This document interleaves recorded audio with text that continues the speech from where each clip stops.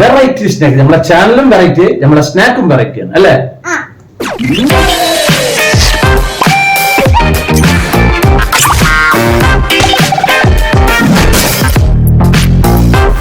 ഒരു ബൗളിലേക്ക് ഞാൻ 1 കപ്പ് മൈദപ്പൊടി ഇട്ടിട്ടുണ്ട്. അതിലേക്ക് ആവശ്യത്തിന് ഉപ്പും 1 സ്പൂണ് വെളിച്ചെണ്ണ ഒഴിച്ചിട്ടുണ്ട്.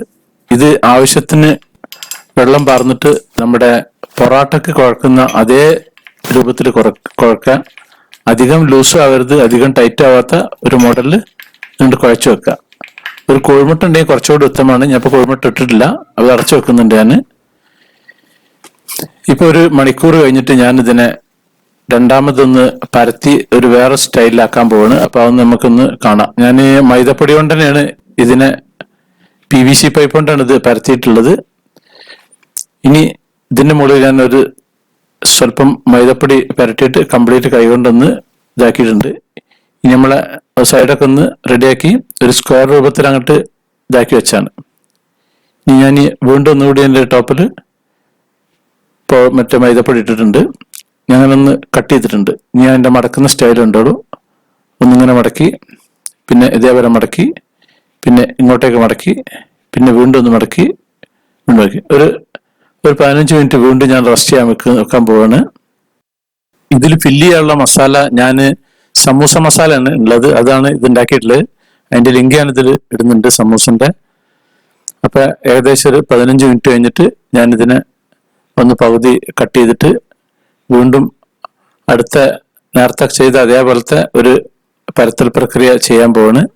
കുറച്ച് മൈദപ്പൊടി വിതറിയിട്ട് അത് കംപ്ലീറ്റ് പരത്തിയിട്ട് നേരത്തെ ചെയ്ത അതേപോലെ തന്നെ പിന്നെ പീസാക്കിയിട്ട് ഇതാക്കാൻ പോവാണ്. വീണ്ടും മൈദപ്പൊടി അതിൻ്റെ മുകളിൽ ഇട്ടിട്ട് നമ്മുടെ പിസ്സ കട്ടർ കൊണ്ട് ഒന്ന് കട്ട് ചെയ്ത് ഒന്നിങ്ങോട്ടേക്ക് മടക്കി, പിന്നെ ഒന്നിങ്ങോട്ട് മടക്കി, പിന്നെ തിരിച്ച് ഇങ്ങോട്ട് മടക്കി, പിന്നെ ഇങ്ങോട്ട് മടക്കി, ഇങ്ങോട്ട് മടക്കി. ഇതിനൊക്കെ ഒരു സോഫ്റ്റ് ആയി കിട്ടും അതിന്റെ ലീഫ്. അതാണ് ഇതിനുള്ള പ്രത്യേകത. അപ്പൊ ഞാൻ ഇതിന്റെ ഫൈനൽ പരിപാടി ചെയ്യാൻ പോവാണ്. എന്നിട്ട് ഇതിനെ പീസാക്കിയിട്ട് അതിലാണ് ഞാനിത് ഫില്ല് ചെയ്യാൻ ഉദ്ദേശിക്കുന്നത്. ഞാൻ PVC പൈപ്പ് കൊണ്ടാണ് സാധാരണ ഇത് പരത്തി റെഡിയാക്കാറുള്ളത്. അപ്പൊ ഇത് റെഡി ആയിട്ടുണ്ട്. ഞാൻ അപ്പൊ ഇതിനെ കട്ട് ചെയ്യാൻ പോവാണ്. ഇവിടെ നിന്നിങ്ങനെ കട്ട് ചെയ്ത്, ഇങ്ങനെ കട്ട് ചെയ്ത്, പിന്നെ ഇവിടെ ഒരു 3 പാർട്ടാക്കുന്നുണ്ട്, 2, 3, അപ്പൊ 9 പീസ്.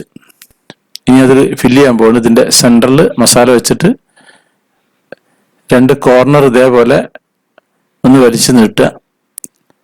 ജസ്റ്റ് വീണ്ടും ഒന്നുകൂടി അങ്ങോട്ടേക്ക് ആക്കുക, പിന്നെ വീണ്ടും ഇതേപോലെ ആക്കുക. എന്നിട്ട് ആ ജോയിന്റ് ഒക്കെ ഗ്യാപ്പ് കാണുന്നുണ്ടെങ്കിൽ ഒന്ന് കൈകൊണ്ട് അടച്ചിട്ട് ജസ്റ്റ് ഒന്ന് കൈപ്പള്ളോണ്ടൊന്ന് പ്രസ് ചെയ്ത് കഴിഞ്ഞാൽ അത് റെഡിയാവും. ഞാൻ വീണ്ടും ഒന്നുകൂടി നടക്കുന്ന കാണാം.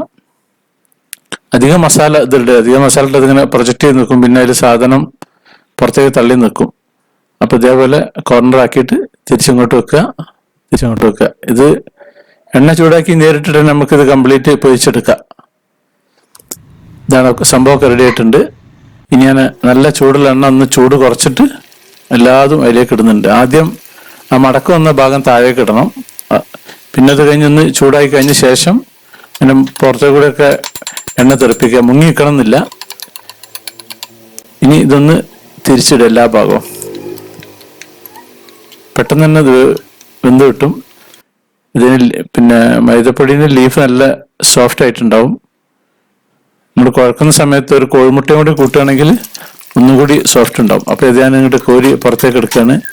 കെച്ചപ്പ് കൂട്ടി കഴിക്കുക. കുട്ടികളൊക്കെ ഭയങ്കര ഇഷ്ടമായിരിക്കും ഈ ഒരു സംഭവം. അപ്പൊ ഒരുപാട് വെറൈറ്റി സ്നാക്സുകളൊക്കെ നമ്മളിലുണ്ട്. സാക്സ് വെറൈറ്റീസ് ചാനൽ നിങ്ങൾ ആദ്യമായിട്ട് കാണുന്നവരാണെങ്കിൽ അത് സബ്സ്ക്രൈബ് ചെയ്യാൻ മറക്കരുത്, ലൈക്ക് ചെയ്യാൻ മറക്കരുത്, കമന്റ് ചെയ്യാൻ മറക്കരുത്, ഷെയർ ചെയ്യാൻ മറക്കരുത്. Thank you.